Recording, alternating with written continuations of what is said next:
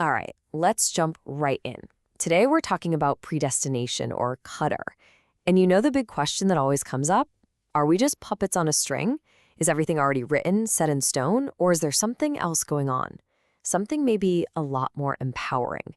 That's what we're going to unpack. Okay, so here's how we're going to tackle this. First, we'll call out that classic excuse. You know the one. It's fate. Then, we'll look at a really core story that shows two totally different ways to respond. After that, we'll get into the nitty-gritty, the mechanics of how this all actually works. Then we'll figure out the right way to react. And finally, we'll wrap it all up with a new, much more powerful mindset. Let's be real. We've all heard this, right? Maybe we've even said it ourselves. You mess up, something goes wrong, and what's the go-to line? Well, it was meant to be. But is that really what this is all about? Is destiny just a cosmic get-out-of-jail-free card? So the source gives this perfect, everyday example. Picture this. You're in a taxi, and the driver is smoking. He says something like, "Look, it doesn't matter if I smoke. My time is already written." He's basically using fate as the ultimate excuse for his actions. So the narrator fires back. "Okay, if that's true, just slam on the gas and crash into the car in front of us. Whatever God has written will happen, right?" And boom, what happens? The driver freaks out, calls him crazy. And that right there, that's the whole point. He doesn't really believe his own fatalistic logic when the consequences are staring him in the face. And that little moment reveals this huge contradiction, doesn't it? It's easy to blame fate for something abstract and far away, like a health problem down the road. But when the danger is immediate, suddenly we believe in cause and effect. It really gets to the core of this whole thing.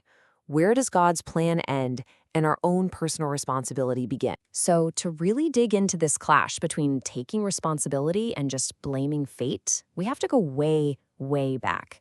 Back to the very first story of human choice. The setup is pretty simple. You have two figures, Adam and Iblis, or Satan. And they both do the same thing. They disobey a direct command from God. On the surface, it's the same mistake. But it's what they do after the mistake that changes, well, everything. It sets them on two completely different paths. And this is just a brilliant illustration of the choice that every single one of us faces. Look at Adam's path. He immediately takes responsibility. He says, "Our Lord, we have wronged ourselves." He owned it.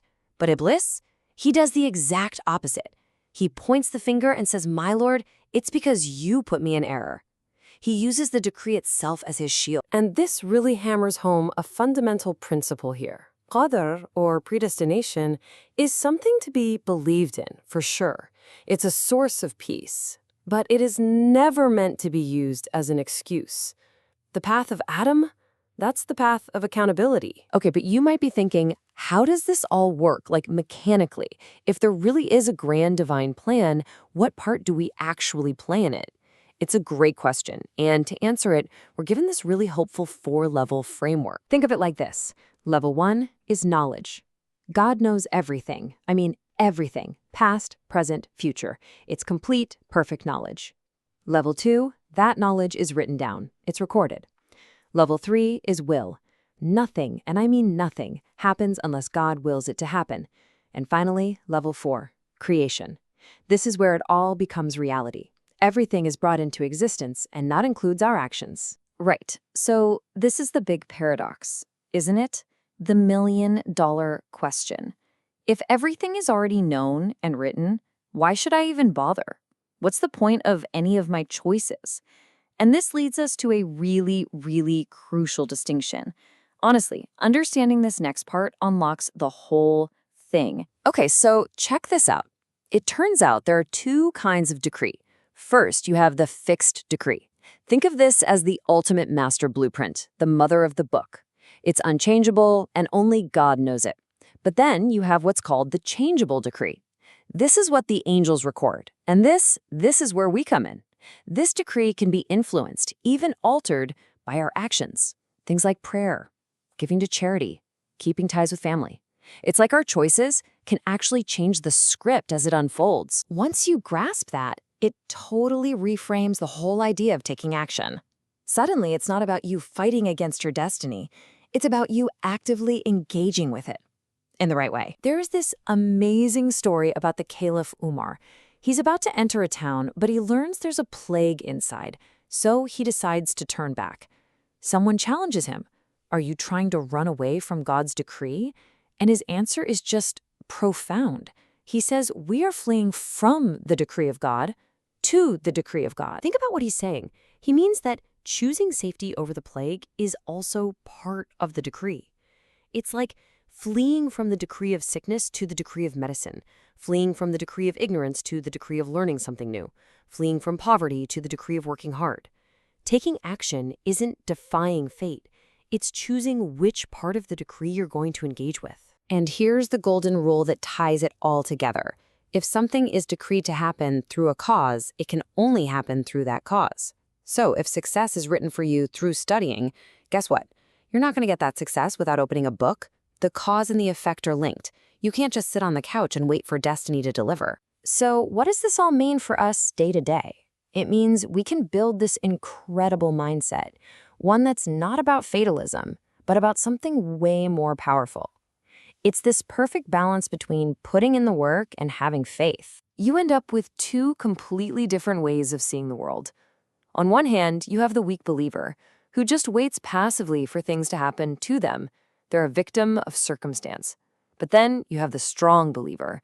They see themselves as an instrument of the decree. They are an active part of the plan, working with it. The source calls this active, reassured trust. And it's such a great phrase. It means you do everything in your power. You plan, you work hard, you use every tool you have. But at the same time, deep down, you have this calm, reassured trust that the ultimate result is in God's hands. It's the best of both worlds, total effort and total peace. And this quote from Sheikh Abdul Qadir Jilani just says it all. The one who is truly strong is the one who wrestles with God's decrees. Now, that word wrestles is so important. It doesn't mean fighting against God. No way. It means you engage, you grapple with your reality, with the circumstances God has given you, using the strength He gave you to strive for the best possible outcome. So in the end, it all comes back to that first story. Every time you face a hurdle, a challenge, a failure, you're at that same fork in the road. Are you going to choose Adam's path of taking responsibility and taking action, or Iblis's path of pointing fingers and making excuses? The beautiful and maybe scary part is that choice is always yours.